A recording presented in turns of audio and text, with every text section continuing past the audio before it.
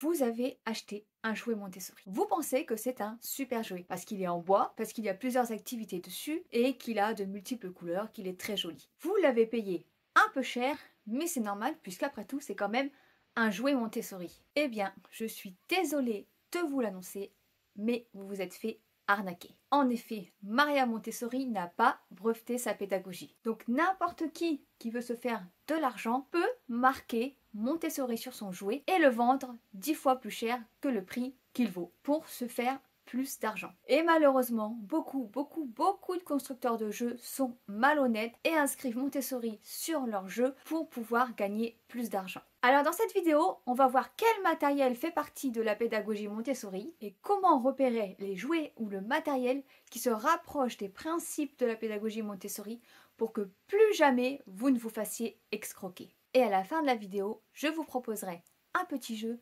pour voir si vous êtes capable de reconnaître un vrai jouet Montessori d'un faux jouet Montessori.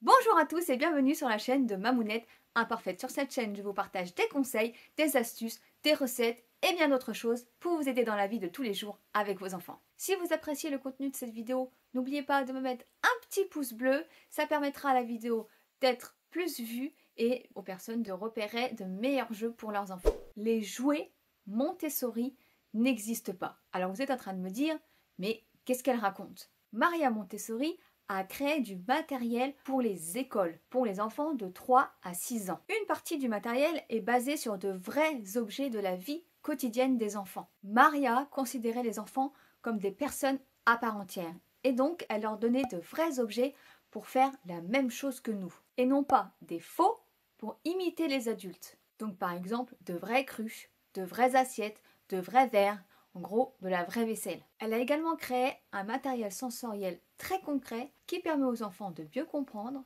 de mieux se concentrer et de développer leur autonomie. Tout ceci ne sont pas des jouets mais bien du matériel d'école. Maria a principalement inventé des activités pour les plus de 3 ans. Avant 3 ans, ce sont plutôt ses élèves qui ont mis au point des jeux par rapport aux principes qu'elle leur apprenait. Je vais vous montrer à quoi ressemble le matériel Montessori utilisé en école, plutôt sur la partie sensorielle.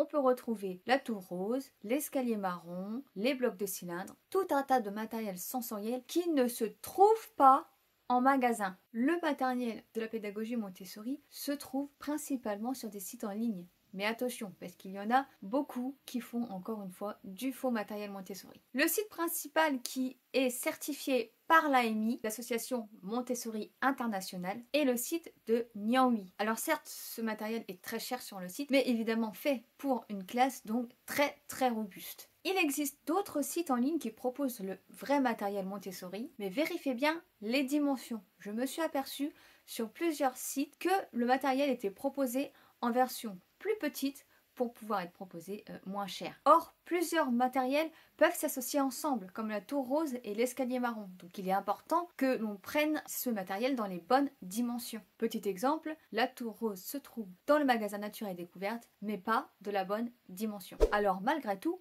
on peut trouver des jouets qui se rapprochent de la pédagogie Montessori et qui sont très intéressants. Pour les repérer, on va utiliser les principes de la pédagogie Montessori qui sont les suivants. Maria Montessori préconisait d'utiliser du matériel naturel en matière noble, comme par exemple du bois, du métal, qui donne aux enfants des sensations lorsqu'ils les touchent ou lorsqu'ils les mettent à la bouche, pour les plus petits par exemple. Contrairement au plastique qui a toujours la même sensation, il n'y a pas de côté rugueux par exemple sur le plastique, il a toujours le même goût et n'est pas riche sensoriellement. Je vais y arriver. Donc ça, c'était le premier principe. Le deuxième principe, c'est qu'il faut que l'activité soit autocorrective. C'était très important pour Maria Montessori que l'adulte n'intervient pas dans les activités que fait l'enfant. Donc pour ça, elle a mis en place des activités où l'enfant pouvait s'autocorriger. Le troisième principe, c'est d'avoir un matériel ou un jouet qui a une couleur sobre. Pas de jouets multicouleurs avec des couleurs dans tous les sens qui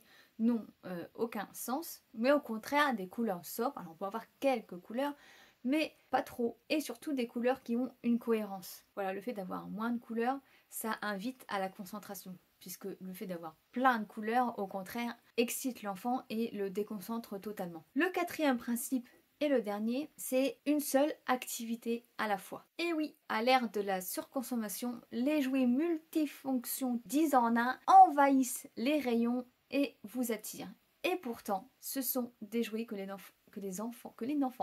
les enfants n'arriveront jamais à utiliser. Plus l'activité est simple, plus l'enfant va apprécier l'activité parce qu'il va pouvoir la comprendre pleinement, se concentrer et jouer longtemps. Donc c'est important que l'enfant ait une activité simple qui puisse développer ses compétences progressivement. Voilà, notre cerveau, il n'est pas capable de faire 10 choses à la fois. Alors quand vous proposez un jeu où il y a 10 trucs en même temps à faire, c'est déjà compliqué pour nous, alors imaginez pour les enfants, c'est même pas la peine. Et maintenant, il est temps de faire un petit jeu pour voir si vous serez capable de reconnaître un vrai jouet Montessori d'un faux jouet Montessori. Allez, on y va. Alors le premier jeu que je vous propose, qu'on retrouve d'ailleurs la plupart du temps sur Temu, c'est celui-ci. Allez, je vous laisse 3 secondes pour réfléchir. Alors, qu'est-ce que vous pouvez me dire sur ce jeu? Ce qu'on peut voir déjà sur ce jeu, c'est qu'il est multicolore. Il y a de la couleur absolument partout. Il n'y a pas vraiment de cohérence dans les couleurs. Et alors, c'est un jouet 50 en 1, parce que là, on ne sait même pas vraiment ce qu'il faut faire. Il y a des chiffres, je regarde en bas, hein, excusez-moi, l'image est en dessous. Il y a des formes. Il y a des additions, il y a des perles pour faire des images, c'est du grand n'importe quoi. Comment voulez-vous que l'enfant puisse se concentrer sur quelque chose puisque là, même moi, je ne saurais pas par où commencer en fait. Et ce jeu est vendu pour la maudite somme de 24 euros. 24 euros. Alors oui, il est en bois. C'est peut-être la seule chose qui se rapproche de la pédagogie. Mais c'est tout. Allez, on passe au suivant. Et voilà un petit cube avec des petites formes à placer dedans. Alors, encore une fois, je vous laisse 3 secondes pour réfléchir. Alors là, on peut se dire, ah bah ça se rapproche de la pédagogie Montessori. Il n'y a pas trop de couleurs vives, le cube est assez sobre, en matière noble. Oui, mais il y a encore 2 choses qui moi m'embêtent sur ce jouet, même 3. C'est tout d'abord l'autocorrection. Là, l'enfant, il ne peut pas s'autocorriger. Pour ouvrir la boîte, j'ai vu c'est un couvercle qui se tient par-dessus et se referme. Honnêtement, quand ils sont tout petits, sans l'aide d'un adulte, ce couvercle est assez compliqué pour eux à remettre et à enlever tout seul. Donc l'autocorrection là est assez difficile. Les couleurs n'ont aucune cohérence. Il y a plusieurs formes de différentes couleurs, il n'y a pas les mêmes formes de la même couleur par exemple. Il y a 3 formes d'une couleur et parfois 2 formes d'une autre couleur. Il n'y a pas du tout de cohérence au niveau des couleurs, on ne sait pas pourquoi vraiment il y a des couleurs finalement. Et la troisième chose, eh bien encore une fois, c'est la progression. Là, le jouet est trop compliqué pour un enfant. Il faut y aller progressivement. Il y a encore trop de choses, c'est multifonction. Il y en a d'un côté, d'un autre, il y a des trucs au-dessus. Quelle est la vraie fonction du jeu ? Quelle vraie compétence il permet de développer? D'abord, ce jeu, il serait plutôt pour les enfants plus aguerris, qui ont déjà atteint un stade où ils savent mettre les pièces à l'intérieur et ils peuvent en mettre plusieurs à la fois. Mais si un enfant n'a pas encore la capacité de mettre une seule forme à l'intérieur, ne serait-ce que le cercle, qui est déjà le premier à apprendre, ce n'est pas la peine de lui prendre ça. Il va absolument pas y arriver, il va se mettre en difficulté et ça va plutôt soit l'énerver, soit il va s'en désintéresser. À la base, prenez plutôt une boîte avec une seule forme à mettre à l'intérieur pour qu'il puisse déjà travailler le fait de placer la forme au centre et de la mettre dedans. Ensuite, il pourra analyser qu'il y a différentes formes pour différents encastrements. Et ce jouet, qui paraît grand, mais en fait qui est petit, il fait 15 cm, donc il n'est pas très grand, est à 38 euros. C'est énorme. 38 euros pour ça, c'est juste pas possible. N'achetez pas ça. Voilà, encore un exemple de jouet dit Montessori, mais qui ne respecte pas en tout cas tous les principes. Un troisième jouet qui revient extrêmement souvent, que je vois tout le temps passer de différentes formes possibles et imaginables, ce sont les jeux de tri, comme celui-ci. Encore une fois, ce n'est pas du matériel Montessori, et là je vous laisse trouver pourquoi. Allez, c'est parti!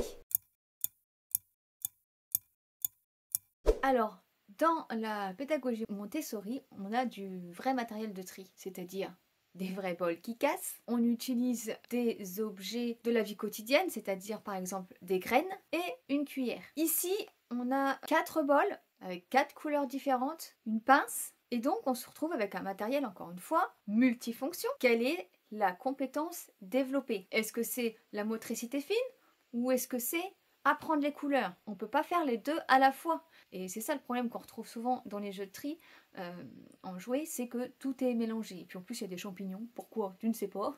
La pince, on ne peut pas vérifier qu'elle est de la bonne taille par rapport à la main. Et il vaut mieux prendre une cuillère qu'une pince. Donc, encore une fois, ce matériel n'est pas Montessori. Et encore une fois, il est très cher puisqu'il est de 27 €. Ça ne vaut pas ce prix-là. Pour ce prix, vous prenez, comme je vous ai dit, un bol en verre, des haricots rouges, une cuillère et ça fera très bien l'affaire. Pas besoin de ça en fait. C'est vraiment très inutile. En tout cas, de mon opinion. Et le petit dernier, c'est petite clochette. Alors, je vous laisse réfléchir. Ces clochettes, encore une fois, ne font pas partie du matériel Montessori.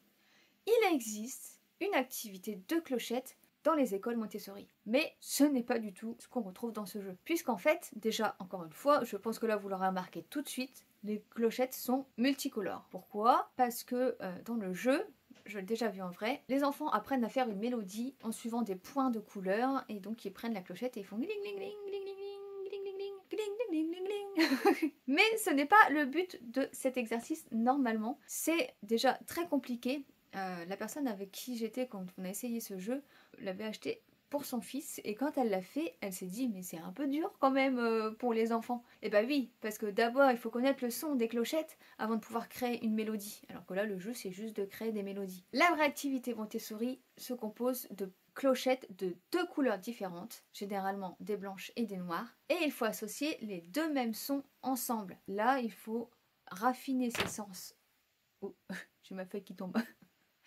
Il faut raffiner ses sens au niveau de l'auditif pour reconnaître les 2 mêmes sons. Ça, c'est le but vrai des clochettes. Voilà. Et ces clochettes que j'ai trouvées sur le site de Nature et Découverte sont au prix de 40 €. Encore une fois, c'est pas possible. Et bien voilà, en tout cas, pour ce petit jeu, je pense que maintenant vous avez bien compris comment trouver le vrai du faux quand vous cherchez du matériel ou des jeux Montessori. Encore une fois, si vous voulez trouver du vrai matériel Montessori, vous ne le trouverez pas au magasin, ni à Nature et Découverte, ni à Oxybul, ni dans tous les magasins commerciaux où vous trouverez d'autres jouets. C'est un matériel d'école bien spécifique que vous retrouverez sur des sites en ligne bien spécifiques.